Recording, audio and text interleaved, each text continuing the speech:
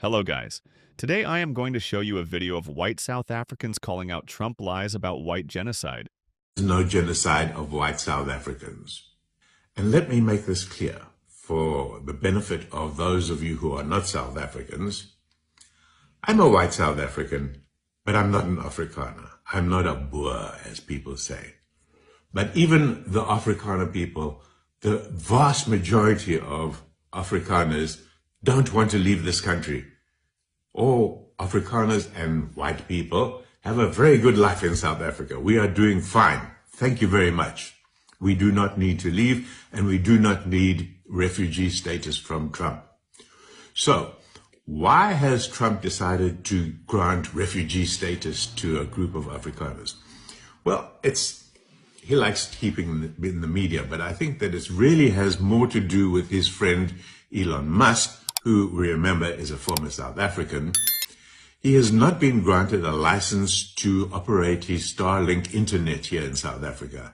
And he has probably done this whole thing to provoke the bear, to create some kind of acrimonious situation and forced the South African government to pay more attention to him. But let me just reiterate this. The group of South Africans who claim to be refugees from a white genocide, it's quite frankly an embarrassment. This is not true. It's a lie. There is no genocide of white South Africans. And let me make this clear. We do not have a genocide in South Africa. This South African farmer wants to set the record straight. He wrote an open letter to US President Donald Trump after Trump offered Afrikaner farmers refugee status. But it's a genocide that's taking place that you people don't want to write about. But it's a terrible thing that's taking place, and farmers are being killed. They happen to be white. The first group of 59 Afrikaners traveled to the US in early May. It has raised questions about why a group of white South Africans of Dutch and French descent are being granted refugee status when the Trump administration has stopped all other refugee programs. De Jager represents a large farmer organization which has members across South Africa. He says while it's true that farm murders are a major problem, Trump hasn't got the facts straight. I wrote the letter to Trump because I feared that he might have a misunderstanding of what is going on here. We thanked him for having sympathy with our cause, but we also said, rather help us to make things better here. Help us to, within our lifetime, fix the problems we have here. And it's not only a race thing. Black farmers have similar problems too, and we need those problems also to be attended to. Trump's genocide claims are a result of brutal attacks on farmers in South Africa. Most of the murders happened during armed robberies. There's a large memorial at Nampo, South Africa's largest farming expo, dedicated to farm murders. It contains around 2,800 names, going as far back as the 1970s. One thing that stands out about this event is the diversity. We've seen many Afrikaners, but we've also seen many black people in attendance. This memorial includes the names of black farmers who were victims of farm murders, debunking the idea that it's a crime that only affects white people. And those we spoke to say while they are concerned about farm murders, they don't want to leave South Africa. If people want to do it, I think it's a good idea. It gives them an option out if they want. But I personally would not do it. This is my country. And that is something that Mandela fought for, is for freedom for all. I cannot really say there's a genocide in South Africa. The only thing that is happening is it's a crime in general. You know, in every country, in every places, we do have crimes, irrespective of race, you know. So I think the genocide issue is exaggeration. And of course, he spoke a bit about his experience representing AfriForum in the High Court case regarding the Kill the Boer controversy. And I was thinking of just like mentioning this if it happened to come about. I think it's important that the genocide claims being made on white people in South Africa, obviously, I also believe most South Africans agree that there is not a white genocide raging in South Africa. And the likes of AfriForum have never made such claims.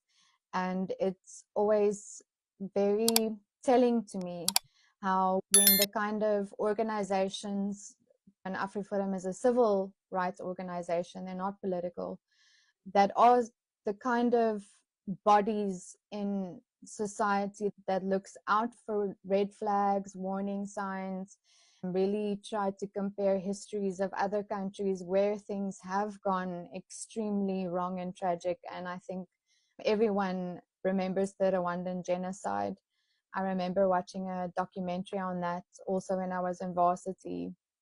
And the sheer horror of witnessing what happened between the Hutus and the Tutsis, and just how quickly something so horrific escalated, was enough to make me realize that no, we are not in a genocide, and white people are not being threatened, literally being isolated with threats at the moment when you walk the streets.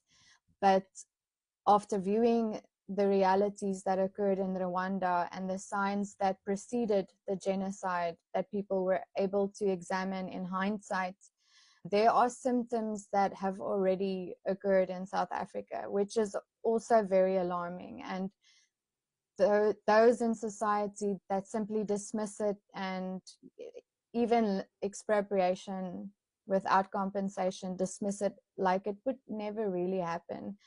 I would not be so confident knowing how, when politics come into play, like my dad always said regarding racial tensions, South Africans really do work together well from any race, one-on-one. We don't have problems with each other. It's the moment politics enter into it that on a bigger scale, it becomes more toxic, I would say.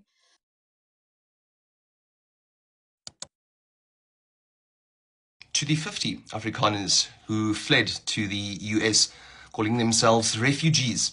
You are not refugees. You are just a case study of white flight dressed up as martyrdom. You're not escaping violence, you're escaping equality. South Africa didn't chase you away. You ran. Yes, South Africa is one of the most violent countries in the world. Yes, brutality exists. But let's be honest, violence affects all communities, not just white farmers. Black, colored, Indian, and yes, white people are all targets of a national crime crisis. What we have is a breakdown in safety, not a white genocide. This is not ethnic cleansing, it's criminal collapse, and running to the US won't fix it. You are part of a 7% minority, but somehow still manages to control over 70% of the wealth. That is not persecution, that's privilege on a guilt trip. And let's be real, if we tried to relocate just half of the Afrikaans population, it would take decades, billions in logistics, and you'd still end up culturally homeless in a country that don't want your apartheid baggage. You're not brave, you're not victims. You're scared of a world where you don't get to be in charge, and that makes the rest of the Afrikaans community cringe, because you make us look weak. South Africa is broken, and it's our problem to solve. So if you don't have the spine to do so, stay gone. So here's the thing that I wanted to say is, remember, you have now gone to different videos and tried to bring my attention to a certain case. You have posted a photo of this case. You've also posted a video of this case, and you are insisting on attention. So it's not like I went out to look for you. You came to me and you want to bring my attention to this case. So you've labeled this photo, South Africa, entire family brutally murdered in race-motivated attack. No mainstream coverage. Goes on to say 9-year-old Kayla Mayer tied up with wire, raped and brutally beaten to death with a spade. So we're going to start with lie number 1. No mainstream media. All of these articles are on that crime. Regarding that crime. Regarding that crime, and regarding that crime. Even more importantly, that particular crime from March 2016 actually also featured on SABC. And here's the second part, and it's the part I hate every single time, because this happens so often amongst you white genocide, white farm murder, racial murder dingbats. You have got no concern about the victims' families and friends that remain. You actually took a 9-year-old little girl and had her raped in your story, which is not true. And I mean, it's already a violent murder. Why would you add a rape? And can I tell you why? Because the white genocide grifter added it. What does he say? Exactly what you said. She was tied up with wire, raped and beaten to death with a shovel. You used a spade. Okay. So this is your news source. And here's the thing. If you were truly concerned about those victims and about the families and the friends that remained behind, you could have gone and looked up the information. I did. And it was all available. Then you would have been able to go and look at what was the charges, okay? Because Baliki and Godotwana were actually sentenced to 4 life sentences each. And you would have found that the charges are murder and aggravated robbery. No rape. And if that child was raped, there would have been a rape charge. Why embellish and add something so sick to something that was already a violent, tragic murder? It just doesn't make sense. And by the way, they stole during that murder. It wasn't like nothing got stolen, because that's always the argument. They didn't take anything. No, they stole.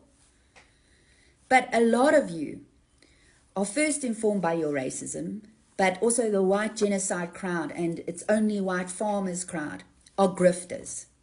No respect for victims. You don't care about victims, so stop pretending. To every American who foamed at the mouth because I dared to speak the truth, I don't owe you an apology. America has never apologized for being the global blueprint for hypocrisy. Slavery, invasions, regime changes, and mass incarcerations, and to the Afrikaners clutching their pearls. The fact that my own community is attacking me with more rage than they ever showed apartheid shows the work I'm doing matters. And I'm not here to comfort you. I'm here to expose you. I will not back off, and I will not tone it down. And I will never apologize for challenging cowardice dressed in nostalgia. If that offends you, good. It means I'm aiming in the right direction.